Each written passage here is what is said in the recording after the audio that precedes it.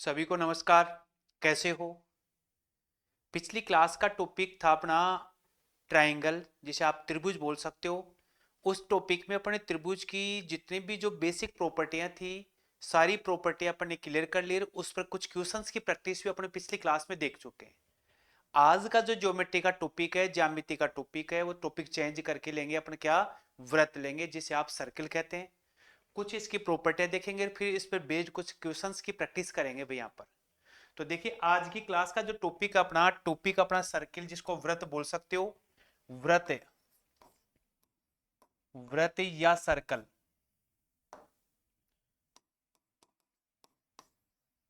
देखिए यहां पर, अब देखिए सबसे पहले बात आती है कि वृत्त या सर्कल कहते किसे हैं, ये कब बनता है, कैसी इसकी प्रॉपर्टियां हैं, कौन कौन सी प्रॉपर्टियां हैं, अपन इस पर डिस्कस करेंगे भी। देखिए ये क्या होता है, जैसे अपन कोई एक पॉइंट ले लेते हैं भाई, यहां पर ये लीजिए। ये एक आपने पॉइंट ले लिया भाई, यहां पर समझना ध्यान से। ठीक है। इस पॉइंट के चारों ओर, सभी दिशाओं में, इस पॉइंट के चारों ओर समान दूरी पर, यहां से अपन क्या करें, डिस्टेंस बराबर ले भी। यहां पर जैसे आपने ये डिस्टेंस यहां से ले ली भी, ये लीजिए। ठीक है। दूसरी डिस्टेंस जैसे आप ये ले रहे हैं भाई, यहां पर ये लीजिए। यहां ले लिया भी, यहां पर ये लीजिए। फिर यहां पे ले ली। ऐसे सभी दिशाओं में बराबर दूरी पर, यहां पर ये इस प्रकार से, यहां पर ये बराबर दूरी पर, यहां पर। ठीक है। अब ये दूरी लेने के बाद क्या करें कि यहां पर ये जो बिंदुओं का जो पथ बनेगा, यहां से ये जो पथ बन गया, ये पथ बन गया, इस पथ को क्या बोलेंगे अपन, क्या बोलेंगे, वृत्त कहते हैं, सर्किल बोलते हैं भी यहां पर। और ये जो फिक्स्ड पॉइंट है ना, फिक्स पॉइंट, इसे बोलेंगे वृत्त का केंद्र बोलते हैं भी यहां पर। इसको, इसे बोलते हैं वृत्त का केंद्र बोलते हैं। और ये जो पथ बन गया अपने पास में, ये जो पथ बना है, ये वाला जो पथ बना है ना, ये पथ है। इस पथ का नाम होता है क्या, परिधि बोलते हैं भाई इसको। परिधि बोलते हैं उसको यहां पर। और ये जो बराबर दूरी की जो डिस्टेंस खींची आपने, ये जो बराबर दूरी की जो डिस्टेंस खींची आपने, ये वाली दूरियां, इन दूरियों को बोलेंगे वृत्त की त्रिज्या कहते हैं। इसे बोलेंगे क्या, त्रिज्या कहते हैं भी यहां पर। ये त्रिज्या कहलाती है। ठीक है। तो वृत्त क्या हो गया, एक ऐसे निश्चित बिंदु से उसके चारों ओर बराबर दूरी पर ये जो पथ बन गया आपका, ये पथ है ना, ये तो कहलाएगा परिधि। और इससे जो आकृति बनी, जो शेप बन गई, उस शेप को अपन क्या बोलेंगे, वृत्त कहते हैं भी यहां पर। और यहां पर ये जो बराबर दूरियां है ना, इन दूरियों को बोलते हैं वृत्त की त्रिज्या बोलते हैं यहां पर। और वो जो फिक्स्ड बिंदु है, निश्चित बिंदु है ना, उस निश्चित बिंदु को अपन क्या बोलेंगे, वृत्त का केंद्र बोलते हैं भाई यहां पर। ये अपना वृत्त कहलाएगा भी यहां पर। अब आज इस वृत्त की कुछ बेसिक प्रॉपर्टियां करेंगे। और देखिए, ज्यामिति में ये जो सर्कल का टॉपिक है, इस पर खूब सारे क्वेश्चंस पूछता है वो। इसकी खूब सारी प्रॉपर्टियां, पहले प्रॉपर्टियां क्लियर करेंगे, फिर अपन इसके क्वेश्चंस की प्रैक्टिस भी करेंगे भाई यहाँ पर। ठीक है। अब देखिए इसकी प्रॉपर्टियां क्या क्या दे रखी है। जैसे बात करें इसमें यहाँ पर क्या, कि एक वृत्त है भाई। वृत्त क्या है, वह रेखा जो परिधि के किन्हीं दो बिंदुओं को मिलाती हुई जीवा या चाप खंड, कोड बोलते हैं। देखो सुनो, इसको समझिए। जैसे आपने क्या किया कि एक वृत्त खींच दिया भाई, यहां पर ये लीजिए। जैसे मैं इसको ले लेता हूं भाई, ये लो, ये आपने वृत्त खींच दिया भाई, ये लीजिए, बन गया वृत्त। अब ये बोला है कि जो वृत्त बनाया, इस वृत्त के ऊपर कोई दो बिंदु ले लिया भाई, यहां पर ये लीजिए, ये लीजिए दो बिंदु। किन दो बिंदुओं को मिलाने वाली, इन बिंदुओं को मिलाने वाली जो लाइन है ना, ये वाली, इसे क्या बोलते हैं, वृत्त का चाप बोलते हैं भाई यहां पर।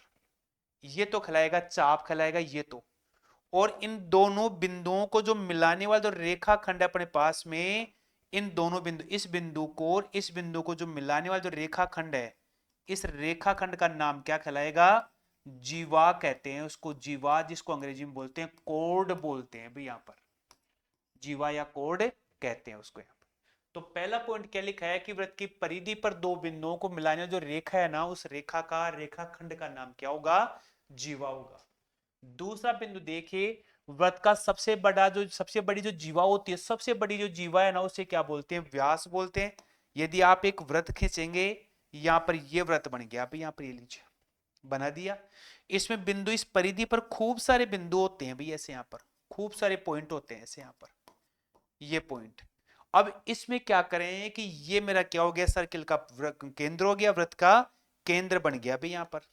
अब क्या करें कि इनमें से ऐसे दो पॉइंट लो, उन पॉइंटों को मिलाया, और उस मिलाने पे सबसे जो बड़ी जीवा होगी ना, वो सबसे बड़ी जीवा क्या कहलाती है, व्यास कहलाती है भी, जिसको आप डायमीटर बोलते हो, व्यास बोलते हो। तो ये क्या कहलाएगा, अपना व्यास कहलाएगा, और ये कहलाएगी मेरी त्रिज्या कहलाएगी यहां पर। ठीक है। तीसरा देखिए, ये जो वृत्त का व्यास है वो त्रिज्या का दुगना होता है, यानी ये जो व्यास है ना, यहां से यहां तक की जो लेंथ है, उस लेंथ क्या होती है, त्रिज्या की दुगनी। व्यास को डी से दर्शाते हैं, डायमीटर बोलते हैं, और ये क्या होती है, त्रिज्या की दुगनी होती है भाई यहां पर। ये बेसिक प्रॉपर्टियां आप सभी जानते हैं, लेकिन इनको पढ़ना जरूरी है, ध्यान में रखना जरूरी है। इनके कॉन्सेप्ट आपको ध्यान रखना है, ध्यान में रखना है, तभी आप क्वेश्चंस कर पाओगे भाई इनको यहाँ पर। तो ये जो डिस्टेंस आ गई, वो डिस्टेंस क्या कहलाएगी, व्यास कहलाएगा। उस व्यास की वैल्यू क्या होती है, d बराबर 2r होती है। अब खरा इस वृत्त में अनगिनत त्रिज्या और व्यास होते हैं भाई यहां पर। देखिए इसमें एक जैसे अपन सर्कल करते हैं भाई, क्या ये ले लिया भाई आपने जैसे, ठीक है, ये वृत्त खींच दिया भाई आपने, ये लीजिए, इसको यहां ले लो, ये ले लिया भाई यहां पर, चलो ठीक है। देखिए आगे, अब ये खरा इस वृत्त में ना क्या कर सकते हो आप, अनगिनत, अनगिनत मतलब इसमें जो सेंटर आ गया अपने पास यहां पर, इसमें खूब सारी त्रिज्याएं होती हैं भी, अनंत या असंख्य, असंख्य त्रिज्याएं होती है, तो ये ध्यान रखना। अब त्रिज्या आ गई तो व्यास भी क्या होंगे, अनंत होंगे, अनगिनत होंगे ये त्रिज्या। कई बार क्वेश्चन पूछ लेता है, एक वृत्त के, एक जो वृत्त होता है उस वृत्त में व्यास की संख्या होती है, वो होती है अनगिनत। कितने व्यास खींचे जा सकते हैं, कितनी त्रिज्या खींची जा सकते हैं। अगला, एक वृत्त जिसका केंद्र एक ही बिंदु हो परंतु त्रिज्याएं अलग अलग हो, उसे क्या बोलते हैं, सकेंद्रीय वृत्त कहते हैं भी। जैसे अपने यहां पर एक डायग्राम में चित्र बनाते हैं, देखो वृत्त का, आपने एक वृत्त ये बना दिया भाई, ये लीजिए। एक आपने दूसरा वृत्त बनाया भी, क्या दूसरा वृत्त बना दिया आपने, ये वाला, ठीक है, दूसरा वृत्त बन गया भाई यहां पर, ये लो, ये इसका केंद्र हो गया भी। ये तो हो गई इस पहले वृत्त की त्रिज्या हो गई, और ये वाली बन गई क्या, दूसरे वृत्त की त्रिज्या बन गई भी, ये लीजिए यहां पर R2 हो गए। तो ऐसे दो वृत्त जिनकी त्रिज्याएं अलग अलग हो, और ये जो बिंदु है ना, ये बिंदु कॉमन हो, तो ऐसे बिंदु क्या बोलते हैं, सकेंद्रीय वृत्त बोलते हैं, सकेंद्रीय, सकेंद्रीय वृत्त बोलते हैं भी यहां पर, या कोसेंटर बोलते हैं, ठीक है। यानी जिनकी त्रिज्या अलग अलग हो, और ये वाला पॉइंट है ना, ये दोनों का सेम हो, कॉमन हो, ऐसे वृत्तों को सकेंद्रीय वृत्त कहते हैं। उनकी त्रिज्या की वैल्यू अलग अलग होती है, त्रिज्या का मान अलग अलग होता है। त्रिज्या अलग अलग है तो इनका व्यास भी क्या होगा, अलग अलग होगा।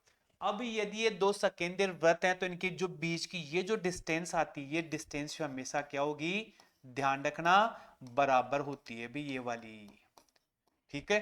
अब ये डिस्टेंस कितनी होगी, जो बड़ी त्रिज्या ना R2, इसमें R1 माइनस कर देंगे, तो ये वाली डिस्टेंस अपने पास है, इसकी वैल्यू आ जाएगा, इस वैल्यू आ जाएगी, इसका मान आ जाएगा अपने पास यहाँ पर। तो दो सा केंद्र वृत्त, तो इसमें केंद्र कॉमन होगा, उभयनिष्ठ होगा, त्रिज्याएं अलग होंगी, और दोनों वृत्तों की जो बीच की दूरी है ना, वो दूरी हमेशा बराबर होती है, वो कहलाएगी R2 माइनस R1 होगी। यदि बड़ी त्रिज्या अपने पास R2 है और छोटी त्रिज्या R1 है, तो R2 माइनस R1 लिखेंगे। और यदि बड़ी त्रिज्या R1 है, तो आप उस केस में लिखेंगे R1 माइनस R2 लिखेंगे यहां पर, ये कहलाएगी भी यहां पर। आगे देखिए अपन, आगे अब क्या कहता है, एक वृत्त में देखिए, सुनिए अब ध्यान से, जैसे आपने एक वृत्त खींच दिया अभी, ये लीजिए, ये वृत्त बना दिया, बना दिया। ये वृत्त का क्या बन गया भाई, सेंटर बन गया भाई अपने पास, ये लीजिए, बन गया सेंटर, ठीक है भाई, सेंटर बन गया। इसमें क्या किया, वृत्त में समान लंबाई की जीवाएं केंद्र पर समान कोण बनाती हैं, समान लंबाई की जीवाएं। जैसे मैं एक जीवा यहां खींच दी भाई, ए और बी, यहां पर ये लीजिए, क्लियर हो गया। दूसरी जीवा में खींच दू यहां पर, सी और डी खींच दी भी यहां पर, क्लियर हो गया। अब यदि आप यहां से इन जीवाओं से कोण बने, यहां पर देखिए ये मेरा सेंटर हो गया, और यहां से आप इसकी ये दूरी है ना, ये दूरी, ये तो और ये m बोल दिया, और इसको आप n बोल दो, ये लीजिए। यदि ये जीवाएं दोनों बराबर हैं, सुनना ध्यान से, ए बी और सी डी की लंबाई बराबर है, तो इन जीवाओं से जो केंद्र, जीवाओं पर जो जीवाओं के द्वारा जो केंद्र पे जो कोण बनेगा, यहां से जो कोण बनेगा, इस कोण की वैल्यू क्या होगी भाई, यहां पर ये कोण क्या होगा, समान होगा भाई। वृत्त की जीवाएं जो अपने केंद्र पर समान कोण बनाती है, वो जीवाएं लंबाई में बराबर होती है भी यहां पर। यदि ये जो वृत्त की जीवा, जैसे मान लो मैं इसको यूं ज्वाइन कर दूं भी यहां पर, ये लीजिए इसको यूं ज्वाइन कर दिया भी यहां पर, और यदि ये कोण बराबर बनता है इनका, ये वाला कोण उल्टा उल्टा बोल रहा है बोले यहाँ पे, यदि ये वाली वैल्यू इनकी बराबर आती है, यदि ये कोण बराबर आता है, यदि वृत्त की दो जीवाएं केंद्र पर यदि कोण बराबर बनाती हैं, तो उनकी लंबाई भी क्या होगी, आपस में बराबर होगी। जैसे यहां दे रखा है, एक जीवा तो मेरे पास ये दे रखी है, एक जीवा ये दे रखी है, तो यहाँ आर एस बराबर क्या आ गया, पी क्यू आ गया अभी, यहाँ पर ये लीजिए आ गया पी क्यू। अब ये दोनों की लंबाई बराबर है, तो सेंटर से ये दूरी ओ एम और ओ एन ये भी क्या होगी, आपस में बराबर होंगी। क्लियर हो गया। और यदि अपने पास यहां पर ये जो सेंटर पे जो कोण बन रहा है, ये जो कोण बनेगा, यदि ये कोण बराबर है, तो इन जीवाओं की लंबाई भी क्या होती है, आपस में बराबर होती है। तो क्या लिखा है इसमें, यहां पर यदि वृत्त में जीवाएं अपने केंद्र पे समान कोण बनाती हैं, तो जीवाएं लंबाई में क्या होंगी, बराबर होंगी। फिर दूसरा बोला, वृत्त में समान लंबाई की जीवाएं केंद्र से समदूरस्थ होती हैं।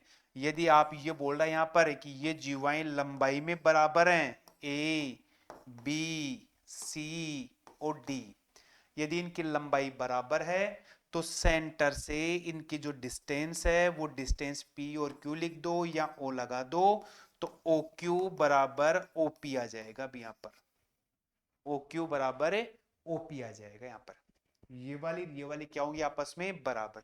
इसका जस्ट उल्टा कर दो, यदि दो किसी एक वृत्त है और उसमें दो जीवाएं खींच दी, और उन जीवाओं के केंद्र से ये दूरी बराबर है, इन जीवाओं के केंद्र से दूरी बराबर है, तो ये जीवाओं की लंबाई भी क्या होगी, आपस में बराबर होगी। और यदि ये लंबाई बराबर है, तो केंद्र पे जो बनने वाला कोण भी क्या होगा, बराबर होगा। इसका मीनिंग क्या हुआ, कि यदि जीवाएं लंबाई में बराबर है, तो केंद्र पे कोण बराबर होगा, केंद्र से दूरी बराबर होगी, दूरी बराबर है, तो जीवाएं भी क्या होंगी, बराबर लंबाई की होंगी भैया यहां पर। चलो चलते आगे, अगला बिंदु। अब देखिए यहां पर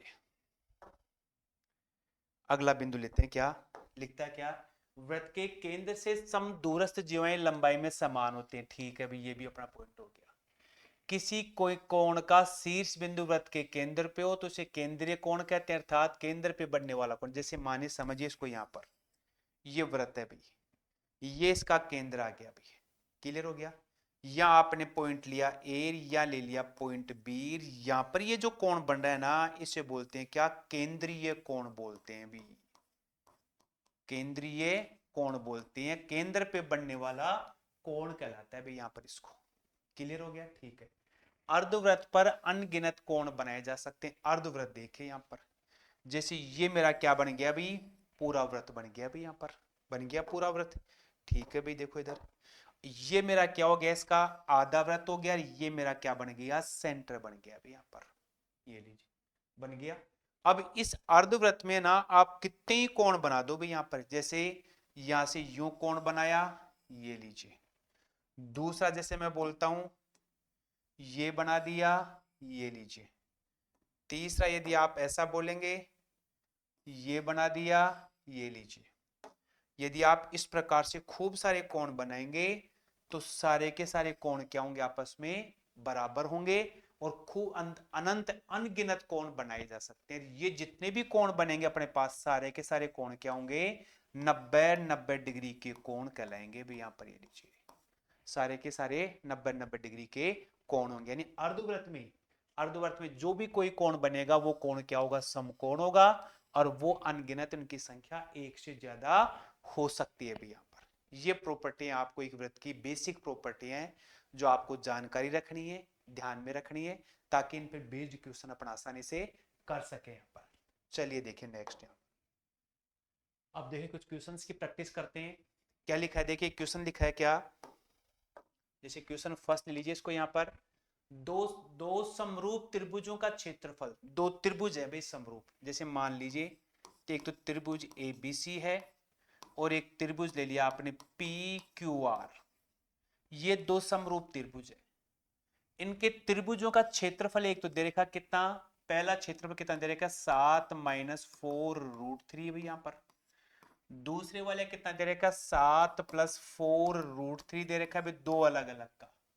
तो इनकी संगत भुजाओं का अनुपात ज्ञात को, जैसे मैं लिख दूं यहाँ पर क्या, कि एक त्रिभुज बना देता हूं भाई, ये वाला त्रिभुज तो मेरा बन गया क्या, ए बी सी बन गया, ए बी सी। दूसरा त्रिभुज मैं यहां बना देता हूं भाई क्या, पी क्यू और आर। त्रिभुज ए बी सी समरूप है त्रिभुज पी क्यू आर, ये आपके क्वेश्चन में दे रखा है भाई।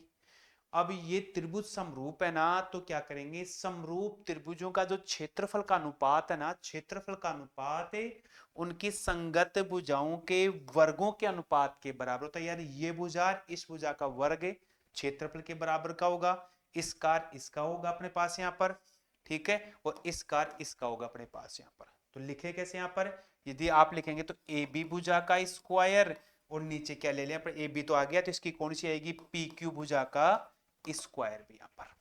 तो आप इसको लिख सकते थ्योरम क्या, समरूप त्रिभुजों की क्षेत्रफल का अनुपात। तो लिखेंगे त्रिभुज एबीसी का क्षेत्रफल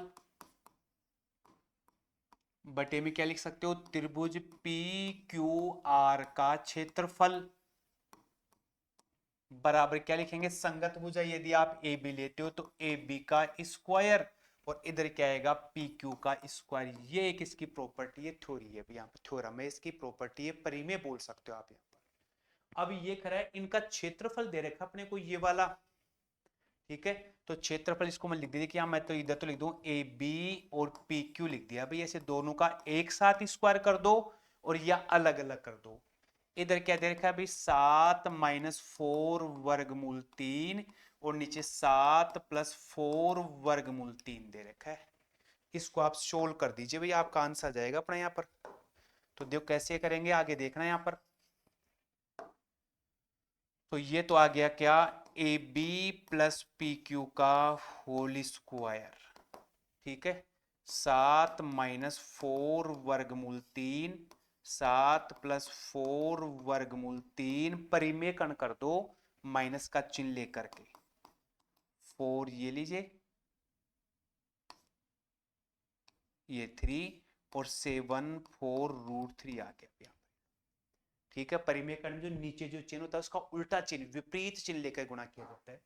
तो क्या बन गया, ए बी बटा पी क्यू का होल स्क्वायर, इसको तो क्या बन गया 7 - 4 वर्गमूल 3 का होल स्क्वायर, और नीचे क्या बन गया, ये तो मेरा a प्लस बी और ये आ गया मेरा a माइनस बी। तो मैं क्या करूंगा 7 का स्क्वायर और 4 वर्गमूल 3 का स्क्वायर भी यहां पर।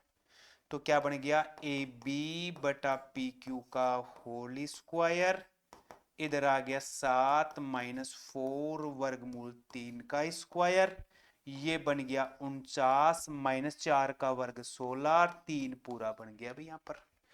तो लास्ट में अपना आंसर क्या बनता है भाई यहाँ पर, देखिए आंसर बन गया क्या, वो लिख दीजिए भाई आप यहाँ पर।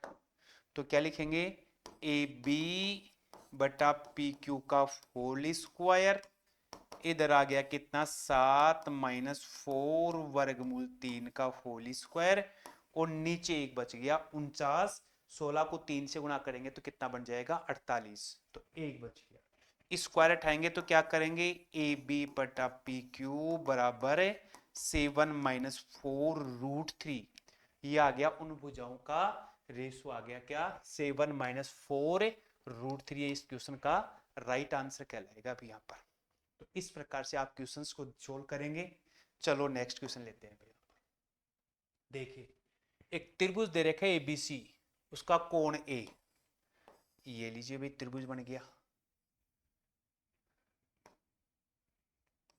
ये त्रिभुज आ गया भाई, ठीक है। कोण ए कितना है 30 डिग्री, ये वाला। चलो, त्रिभुज के परिवृत्त की त्रिज्या, परिवृत्त का देखिए, समझिए इसको। एक त्रिभुज अपने पास में ऐसा, अब इसके परिगत वृत्त बनाएंगे। तो परिगत वृत्त बनाने के लिए क्या करते हैं, त्रिभुज की भुजाओं का लंब समद्विभाजन करते हैं। यहां से यूं किया, यूं किया, यहां रख के इसको काटेंगे, तो ये लंब समद्विभाजक आ गया इसका। फिर इधर से ये वाला और यहां पर ये, फिर इससे ये वाला और ये यहां पर, तो ये बन गया अभी, यहां पर ये लीजिए आ गया। और यहां से इसकी ये डिस्टेंस तीनों बराबर आती है, इससे खींचा गया, ये कहलाता है क्या अपना परिगत वृत्त कहलाता है। तो ऐसे ही करा है कि इसके एक परिगत वृत्त खींच दो भैया आप यहां पर, ये लो, चलो मैं ये खींच देता हूं परिगत वृत्त, ये बन गया भैया आपका। और ये इसकी क्या आ गई भाई, परित्रिज्या आ गई भाई, यहां पर ये वाला और ये वाला और ये आ गया और ये सेंटर आ गया भाई। यहां लिख दो ए, यहां लिख दो बी, यहां लिख दिया सी, बन गया अभी यहां पर। ठीक है, चलिए। तो इस कोण ए की वैल्यू, ये पूरे की वैल्यू कितनी दे रखी है, 30 डिग्री दे रखी है भैया, लीजिए 30 डिग्री। ठीक है, तो इसकी जो भुजा बीसी है ना, ये भुजा बीसी की लंबाई आपको बतानी है भैया यहां पर। चलो देखिए, बिल्कुल इजी सा क्वेश्चन है, समझना है यहाँ पर क्या, कि इसमें वृत्त की एक प्रॉपर्टी है यहाँ पर, अभी जो आगे आएगी ये जो दो बिंदु है ना, इन बिंदुओं से सेंटर पे एक कोण बन रहा है भाई यहाँ पर, इस चाप के द्वारा। और इसी चाप के द्वारा यहाँ पर परिधि पर एक कोण बन रहा है अभी। तो जो ये वाला जो कोण अपने पास में, ये वाला जो कोण है, ये कोण इस कोण का आधा बनता है।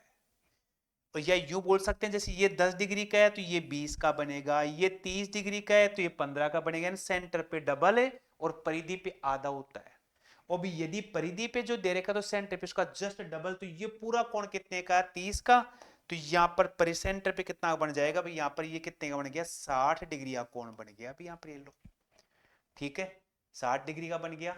अब परिवृत्त की त्रिज्याएं क्या होती है, ओ बी बराबर ओ सी बराबर ओ ए।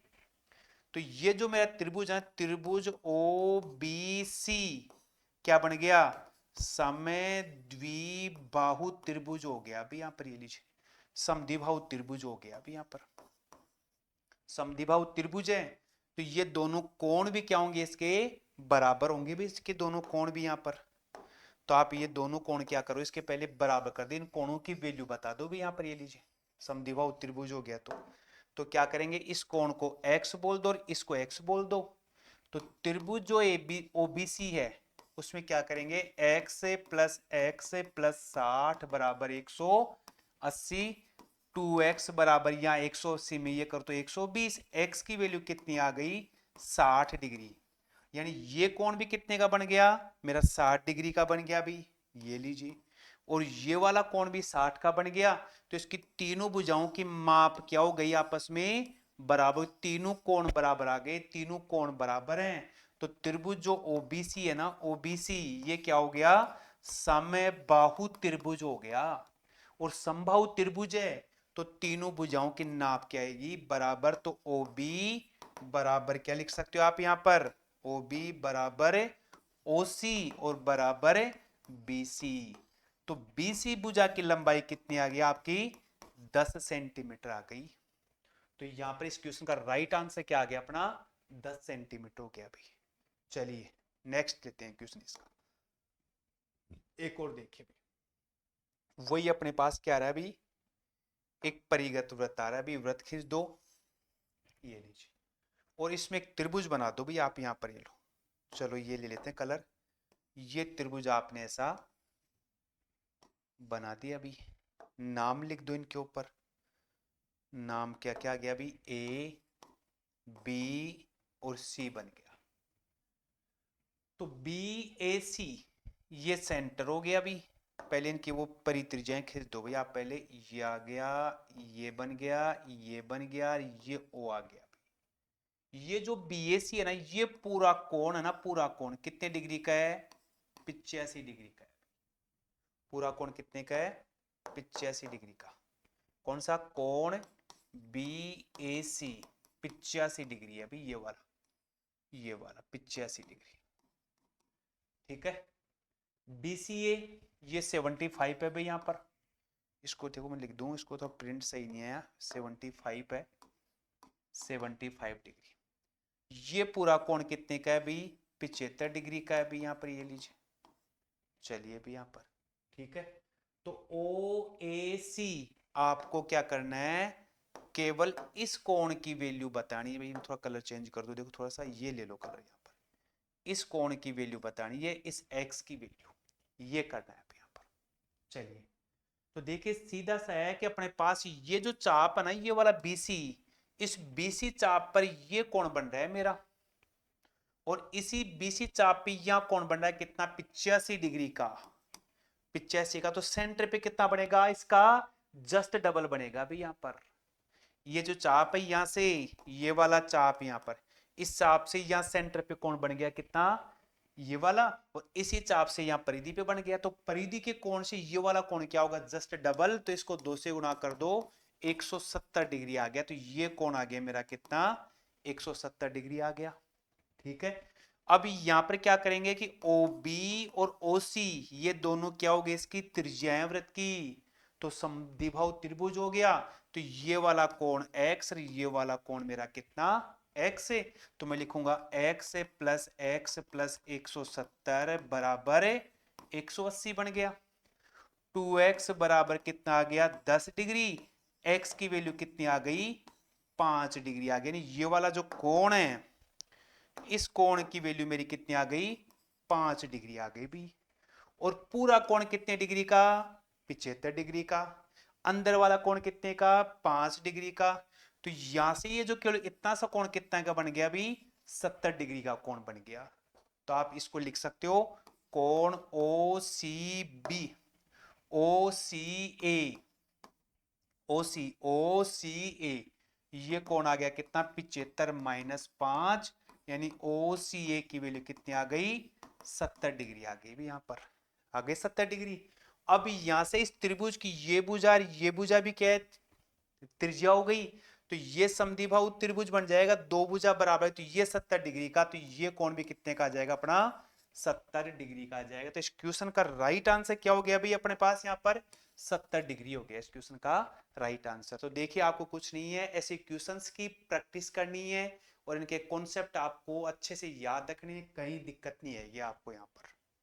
ठीक है, तो चलो नेक्स्ट क्वेश्चन, एक और क्वेश्चन लेते हैं अपन यहाँ पर। क्या दिया है, एक त्रिभुज दे रखा है अभी यहाँ पर, त्रिभुज त्रिभुज ABC समरूप है त्रिभुज DEF। दो त्रिभुज दोनों समरूप है। AB की भुजा कितनी है, 5 सेमी।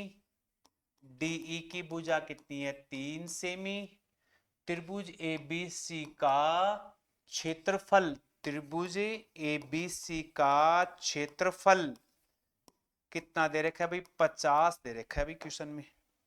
चलिए, तो आपको DEF का इसका क्षेत्रफल निकालना है। समरूप है, लिख दीजिए, त्रिभुज ABC समरूप है त्रिभुज DEF। समरूप है तो क्या लिखेंगे यहां पर, लिख दो, त्रिभुज ABC का क्षेत्रफल, क्षेत्रफल बटे में क्या लिखेंगे, त्रिभुज DEF का क्षेत्रफल। क्लियर हो गया। इनकी संगत भुजा कौन कौन से ले रहे हैं, ए बी और DE। तो यहाँ क्या करेंगे, ए बी का स्क्वायर और DE का स्क्वायर। ये अपनी क्या होती है, एक त्रिभुज की समरूप त्रिभुजों की प्रॉपर्टी होती है। अब त्रिभुज ABC का क्षेत्रफल कितना दे रखा क्वेश्चन में, 50। DEF का निकालना है भाई, यहाँ पर DEF का क्षेत्रफल निकालना है। इनकी भुजा कितनी दे रखी है, एक की 5 दे रखी है और एक की कितनी, 3। तो 5 का स्क्वायर और 3 का स्क्वायर, तो यहां बन गया 50। DEF का क्षेत्रफल और यहां 25 बटे में कितना, 9। ये 25 से ये कैंसिल कितनी बार, 2 बार। तो त्रिभुज DEF का क्षेत्रफल कितना आ गया, क्षेत्रफल आ गया कितना, 2 को 9 से गुणा करो कितना, 18 सेंटीमीटर, 18 वर्ग सेंटीमीटर आ गया यहाँ पर। ये आ गया भाई अपने पास। तो अपना इस क्वेश्चन का राइट आंसर क्या आ गया, 18 वर्ग सेंटीमीटर आ गया। तो जो अपने पिछली जो देखिए आपको क्वेश्चंस की प्रैक्टिस करनी है, तो आपको पहले इनकी जो ये अपना जो ट्रायंगल के क्वेश्चंस चल रहे हैं, तो इनके कॉन्सेप्ट आपको अच्छे से तैयार होंगे तो क्वेश्चंस की प्रैक्टिस आप अच्छे से कर पाएंगे। तो आपको ज्यादा से ज्यादा क्वेश्चन यदि एग्जाम में अटेम्प्ट करने हैं तो आप इन क्वेश्चंस के जो कॉन्सेप्ट हैं वो अच्छे से समझिए। इनके लिए मेरे प्रीवियस वीडियो को आप देखें ताकि आगे के आगे क्लास आपको अच्छे से समझ में आए। तो चलो मिलते हैं नेक्स्ट क्लास में, तब तक के लिए थैंक्स, धन्यवाद।